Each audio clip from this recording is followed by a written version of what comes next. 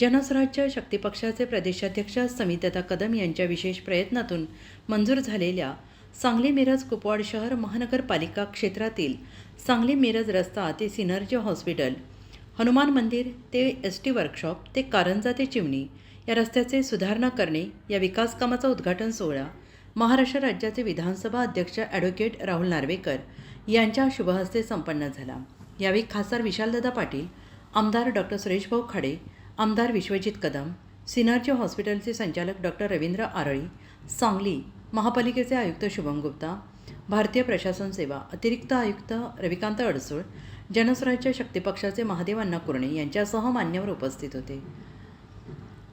जनस्वराज्य शक्ती पक्षाचे प्रदेशाध्यक्ष समितदा कदम यांच्या घरी विधानसभा अध्यक्ष राहुल नार्वेकर यांनी भेट दिली। माजी नगराध्यक्ष बाळासाहेब कदम यांनी राहुल नार्वेकर यांना जगविख्यात तंतुवाद्य सतार प्रतिकृती भेट देऊन त्यांचा सन्मान केला।